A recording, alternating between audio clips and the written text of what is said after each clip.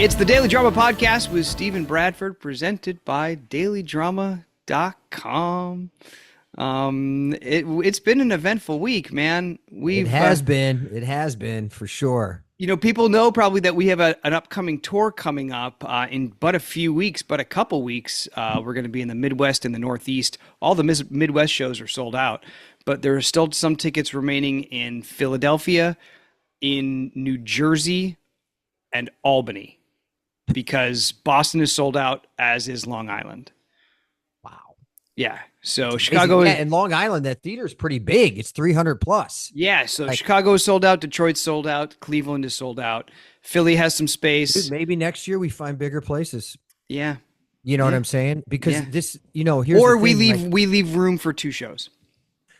I just don't I don't know. I don't know about we don't have time. Well, that's the thing. You know what I mean? We're going 9 cities in 9 days. Like we break down the show. Yeah. And we get in the van and we drive 2 hours in the van. To the next toward the next location. But if we have the reason I say bigger venues, and first and foremost, thank you guys, because we have a blast doing the holiday show, and it's become something. Yeah. I think that look, our other show was great, and I'll always say I always have fun doing Stone Cold and the Jackal. It was music comedy. It was amazing. We got to work skills. We got to do things, fun things. Yeah. But the holiday thing's become something because it's the holidays. Yeah. And I think at some point looking into bigger venues next year, because a lot of these things were sold out 6 weeks ago. Yeah, they sold out pretty quick. Yeah. So it's like, I just feel like, and we haven't even done a lot of marketing, this is an anomaly for us. Yeah. This is kind of a first for us. Yeah. I mean, thankfully, thanks to you guys, we've always sold well. But normally we put up commercials on your local TV but there's different areas of attack that if we know if tickets are slow or, things happen. Yeah. And you have to spend more on marketing, which people understand than normal. But for some reason, the holiday show is catching on. But the great thing is that if we can get bigger venues next year, then we won't have this problem, because and we could just segue right here into Graceland this weekend. Yeah. Well, but also I wanted to just mention that our December tour is still available too. Sure. And none of those shows, some of those shows are getting very close. But we're playing Houston, Dallas, Tampa, Orlando, Naples. We're doing a show in Oxford, North Carolina that is a wedding venue, kind of a unique venue for us, but the proprietor really wants us, but you have to call for that. They're not selling that online. So that's amazing. Yeah. Then we're playing Baltimore, which is getting a little tight, so don't wait. And then Richmond is getting very close to selling out too. Yeah. So don't wait on any of these. But all tickets are available at stonecoldandthejackal.com. And nowhere else, by the way. And nowhere else. And you know what? It's so interesting. On one of our posts, this has happened in the past, and I feel like in the past it was actually authentic people saying, oh man, I wish I got tickets. I wish I could come, but I can't. Now it's not. It's all a scam. People want to try to sell you tickets that don't exist. Isn't that crazy? Because all of a sudden I was like, oh, there was one person, and I was like, oh, post the city that you are, because people will want these. And then I saw 3 or 4 others, and then I clicked on the profiles, and they were brand new profiles. Yeah. And with no posts. And I was like, oh my God, of course. Yes. This is a scam. Yeah. It happened on one of my events. Someone came, thought they bought VIP tickets. Yeah. Whatever. We worked it out. Sure. But it's happening for sure. So don't buy resale tickets. Don't buy from anybody that says they have tickets. Resale tickets. Only buy them from the venue, and you can go to stonecoldandthejackal.com. It's right on our homepage. Yeah, it'll direct you right to their site. Correct. Also. We link directly to their site. Yeah. Yeah. But yes. But why I was segueing into Graceland was because, dude, so many people, and I'm sure they came up to you too, because we were on the opposite ends in the ballroom there. So many people were like, I saw you here. I saw you here. I saw you here. It was all day long. And then I had about as equal amount of people being like, hey, I heard you and Steve do a comedy show. And I was like, yes, where do you live? And they're like, here. And I'm like, we have a show down the street from you. But yeah, getting into Graceland, that was the first year I'd gone. I know you'd gone maybe a couple Oh, times. that was your first year. That was my first year. Wow, man. I didn't know That's so cool, dude. I didn't realize they had done it. This was like the fifth one. This is the fifth year. Yeah. Yeah. And they're doing it again next year. Well, speaking of things selling out.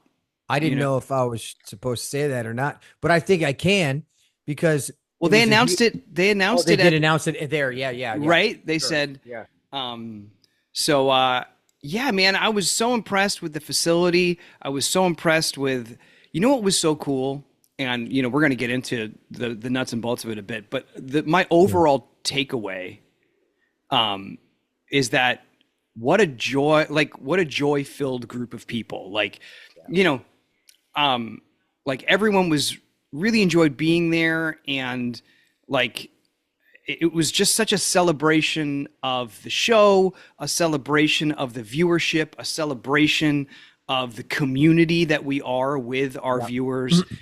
And so that was just, and obviously, since people watch the show, when they come up and talk to you about the show, sometimes they might have stuff that they're not happy with. But even that, like, people were sharing, how much the show has meant to them, has meant to their family. And not to say that these people don't complain about the show somewhere else, but they didn't bring it to us.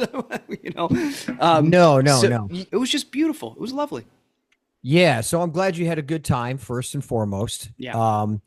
We didn't get to go see Graceland this time, but I saw that video that you did with that Jeremy had of you coming under the stairs. Where was that? That was at so that was at the other side of the hotel. They have those mock stairs there that are in Graceland, right? On a bigger scale, obviously. Oh, okay. Yeah. So, but next year, and hoping we both can go next year. Yeah. We're gonna get the tour of Graceland. So, yeah. Have you done that before? Okay. Long time ago. Okay. Yeah. Long time ago. So yeah, and I was able to do a video by the chapel, and if you walk to the outside of the hotel to the left, there's a trail, and you can go around. We were walking around the hotel. We just get a coffee and walk around the hotel, and then you could kind of see it through the trees, and it's awesome. So, right, because the hotel is on the same side as the house. It's right there, yeah. So it's just really cool, man. There's something I feel like it's spiritual. There's something really cool about Graceland in general, and how the people and the feelings that people have about Elvis and Graceland, right? And it's so cool because you're coming there with it's almost like these cons that I do. You're coming with good energy. Yeah. You're coming with love. Right. You're coming with a fan of Graceland for sure, and then maybe a fan of GH. So it's just a cool, it's a good start. It's a good canvas. There is something about the reverence of, you feel the presence of history when you're there, and you feel, and that kind of very much links with the feelings about our show, right? Like, and celebrating history. So. Yeah, it's cool, man. It's getting better every year. They're doing, we got to perform at the nurses' ball, which is cool. You got to moderate and MC a lot of things, which I think you should probably do the whole weekend, quite frankly. Thanks, dude. No, I know you don't really necessarily would want to do every event. Hey, you know me, I'm happy to do. I don't like to be sedentary, so yeah, and keep me active. For sure. And it's just, and we're good at that. We've had a lot of practice. Because we've had a lot of practice, and when you're like, hey, we'll take care of it, and that's what you did multiple times this weekend, which was cool. And then the nurses' ball was fun. Oh yeah. We were able to perform. That's right. And I think people get to see actually what Geo does. Well, that's a whole nother story. Yeah. But I want to touch on the history, because they do at Graceland, they have. So I asked, they had us play this, basically the event center there. Yeah. And it holds. You're talking about the soundstage? Yeah, 1,700 seated. Stadium seating. and 2,500 standing room. That room we played.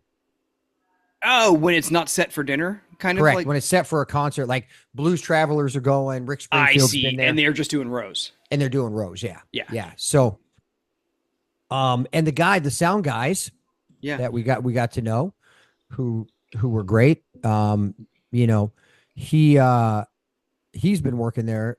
The dad's been working there for 42 years. Wow. At Graceland. Yeah. I go, how cool is it? This is when you took the shuttle. Yeah. And I got off. Yeah.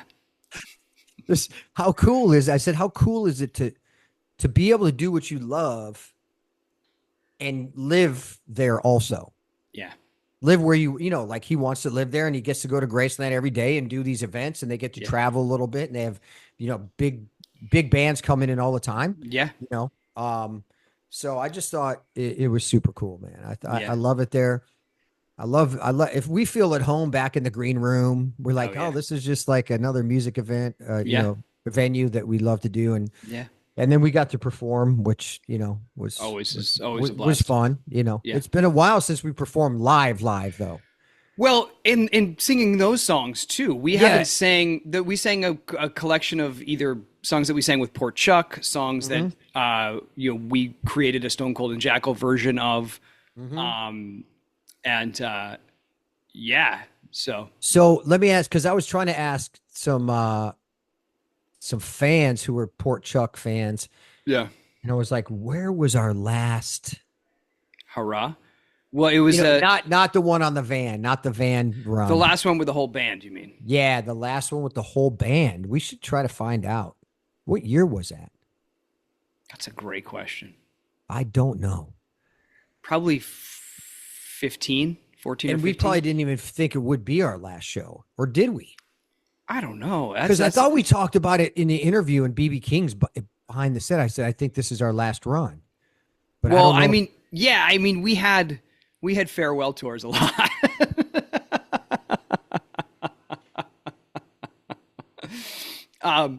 But no, I think you're right. I think I remember being backstage at BB King's, and because we did go out. We had one that we had to cancel because we were doing one with tracks and we didn't have them. Yeah, and and then we did stripped down ones with just sticky, and basically the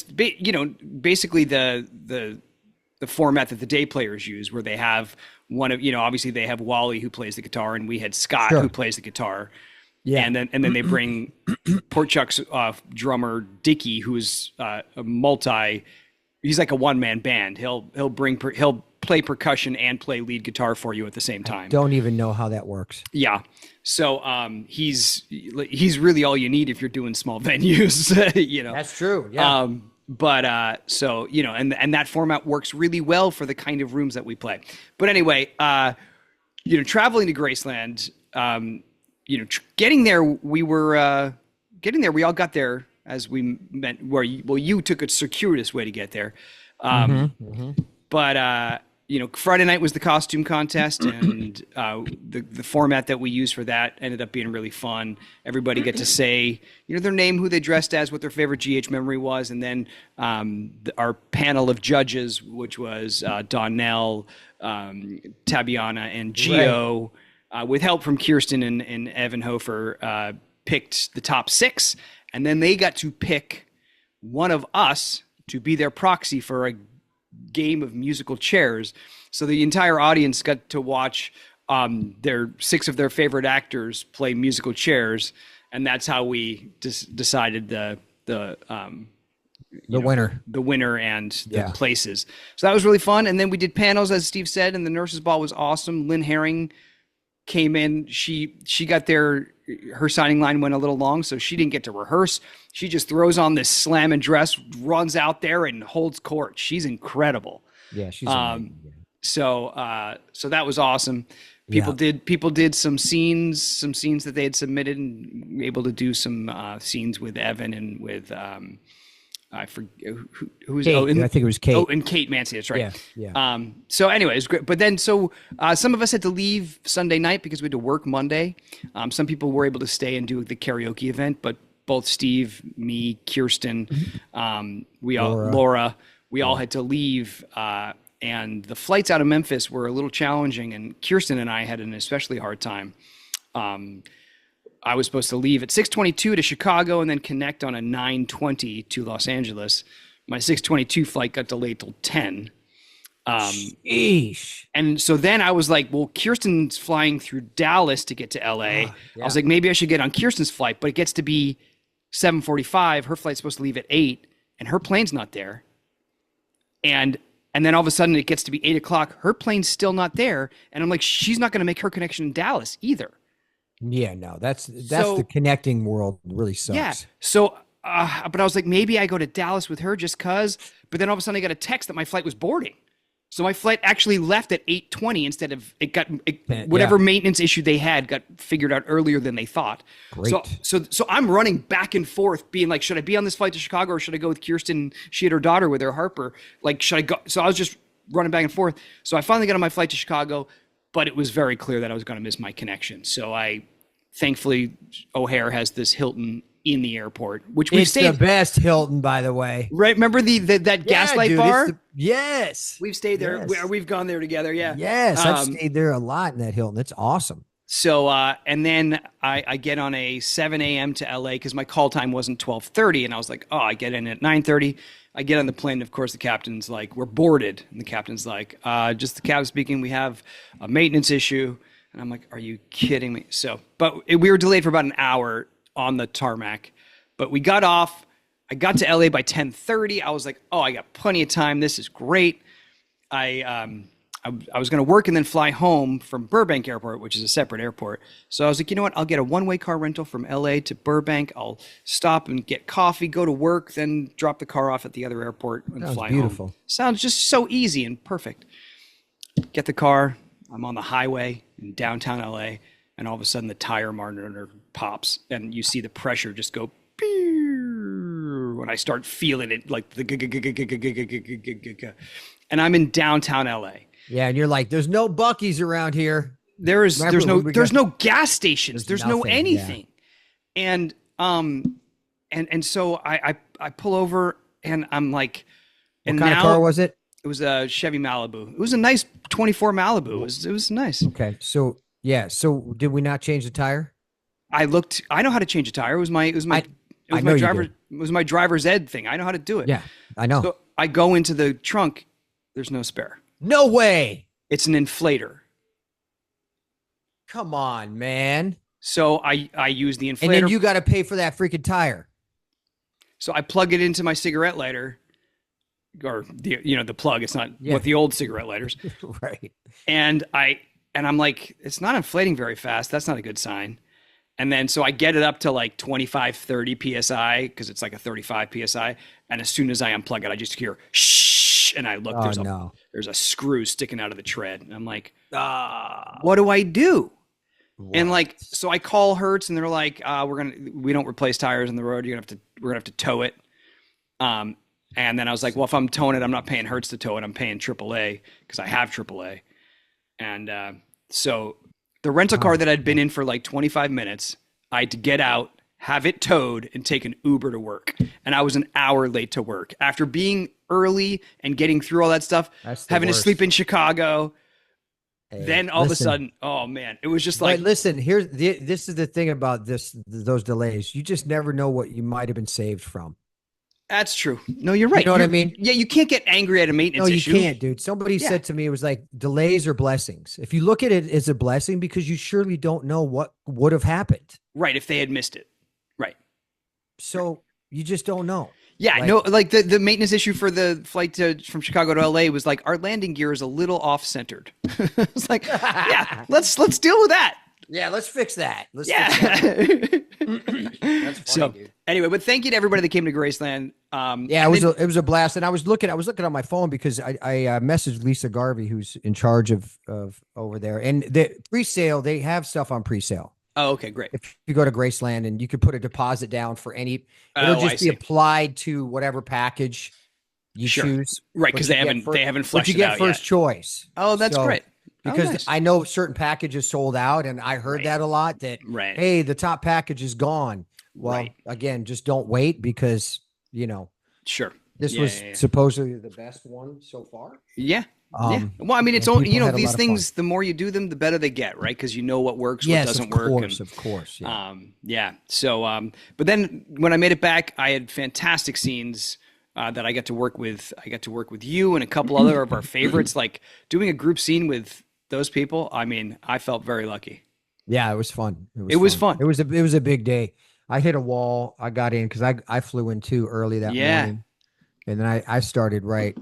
I hit the ground running. I mean, it was Yeah. I had 5 shows. Oh, yesterday you did. Yes, Wow. yesterday. So it was just like one set after another, but it was good. I had good Yeah. scenes. It was Yeah. fun. But talking about the show, some of the stuff that you guys have seen this week, we filmed weeks ago. Yeah. But I'm sure, uh, you know, everyone is probably, having some reactions to what they're viewing, and Pretty um, sad. Pretty sad. yeah, and so Any way you slice it, man, it's sad. well, that's the thing. The circumstances of it is not something we can talk about because it's not our business. But the actual storytelling. Hmm. Um, when you came to Maxie and me's door, like Hmm. that show had been kind of fun for us because Hmm. the dealing. So what had just happened before you came in? Well, you were dealing with the kids and all that stuff Yeah, before I it got was there, this right? actually kind of sweet story. Yeah. Georgie wasn't going to dress up, Mm. and she's like, "We're not. I'm too old. I'm too old to trick or treat." And Kirsten's like, "Are you too old, or do your friends say you're too old? Like, are you submitting to peer pressure? Like, would you Sure. actually love to go trick or treating, but other kids' voices are in your head?" Mm. And so she invoked her sister Georgie, our kid's namesake, Yep. saying, Georgie loved Halloween. She says you're never too old to stop having fun. I forget what the quote was, but like, Sure. and it was this really sweet moment of like invoking Georgie's name, and she's like, Aunt Georgie said that. It was really cool. And so she comes back dressed as Xenon. Yeah. Oh, that's awesome. Yeah, girl of the 21st century, which was of course Kirsten's first big role. I love that. And they made her because that you can't buy a Xenon costume that is up to their standards. I'm sure there's Xenon costumes out there. So they Hmm. made a specific one for Lily, So who cool. plays Georgie, and Yeah. and it was awesome. And it was so sweet. And so then allegedly Mac comes and takes them for trick or treating, and we're sitting on the couch being like, this is great, this is great, and Then I show up. then you show up, and you know. Mm. Yeah. Let's. It's funny. Not funny, but it's been a while since you and I've been able to play anything that deep, Heavy, yeah. heavy. All of us, me, you, and Kirsten, Yeah. together. I mean, together, like back in the day. Yeah. But there were so many scenes that happened prior to that of Right. it being in the hospital.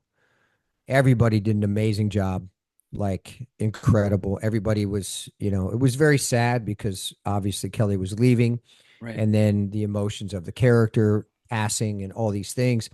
And I just thought everybody really did a wonderful job because I Yeah. was there with them. Yeah. And um so, for personally for my scenes with her, um and we've spoken about this as from an acting standpoint of I I had the monologues, but I didn't know what was going to happen. Yeah. Yeah. You know what I mean? Yeah. And everybody knows the story of Maurice. Most people who listen or watch us know the story of Maurice mentoring me, for the first couple years in my transition from Jason Quartermain, kind of a year, 6 months left there into Jason Morgan. And Maurice used to work with me all the time. And one of the things that he would always say is, don't push it. If it's not there, Right. don't Right. force it, and every time I've left and come back, we've kind of fallen right into rhythm, Yeah. and we've felt like we've had those moments. Like we had a scene the other day where I was like, that was vintage Jason and Sonny, that scene, Yeah. and I was really at a loss in the sense of I wasn't sure how to play this. Sure. I Yeah. just wasn't sure on what. Obviously, we have a huge history. Right. Obviously, we've worked together for a long time. So there was all these things going on, but I didn't have a clear vision of what the scene should, how the scene Right. should go. In the present tense, what is Jason's reaction to this? Correct. Right. Right. Right. You know, and going in a room where there's essentially a dead body Right. to Right. say goodbye. Right. I mean, what? What Like, yeah, yeah. I don't even, there's so many things like that, even just saying that right there, like imagine Brings that. enough up. Well, So that's the thing. And so I go ahead. playing, walking in not knowing what happened, that's the best way to go, right? Yeah. I mean, again, I was feeling, I wasn't sure. So I did go to Maurice and I said, hey man, I'm just not sure. Like, I'm not sure Right. what this is supposed to be. I'm not, as an actor, I don't know right now. Right. Right. And of course, he was like, "You're going to be fine. It's going to be fine," Right. And I'm like, "Yeah, but I just don't know." And he's like, "Whatever happens in there is supposed to happen, Yeah. and Yeah. that's it. And you don't have to force anything. Just Right. let it work." I think, but I'm just saying, like the way you just described the scenario of what you're walking into, how would anybody know what to expect? Do you know what I'm saying? So like Yeah, I that, don't know. what's the, maybe that's why I'm saying that probably was the perfect place to come from. I think it was. I think it was. Because if you had this preconceived idea of it's going to be this, and you're Right. going to be, weeping over Well, the that's a body, genre and specific thing you're thinking of anyway. sure, exactly right. Yeah. So it was very interesting um process, and it was heartbreaking. Yeah. It was heartbreaking, and then I ended up having to be the one to tell multiple people, which is never great, and to tell the kids too, Oh, yeah. to have to do that, it was heartbreaking. Scout, to tell Danny and Scout, and then come to you guys, Yeah. you know. So yeah, it was.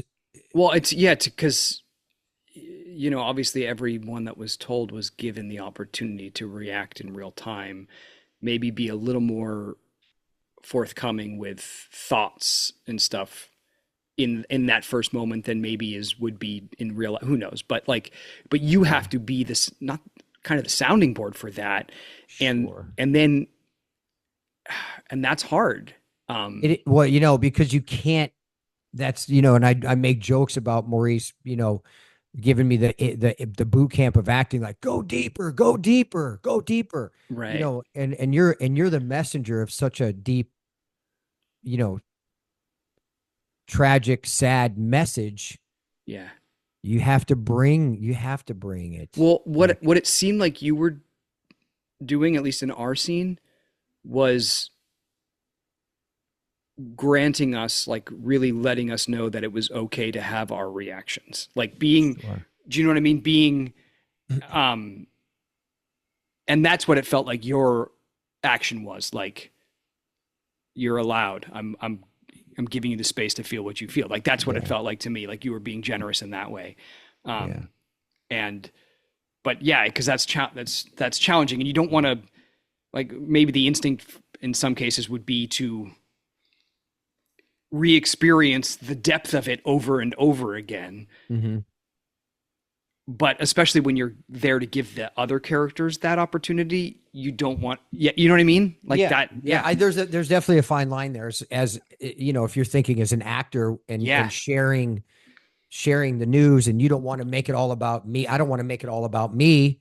Right. Sure. Right. But you guys obviously could see the pain. Yes. You're like, man. And then you guys had your own, obviously, moments, you know, and it felt like and it just felt good.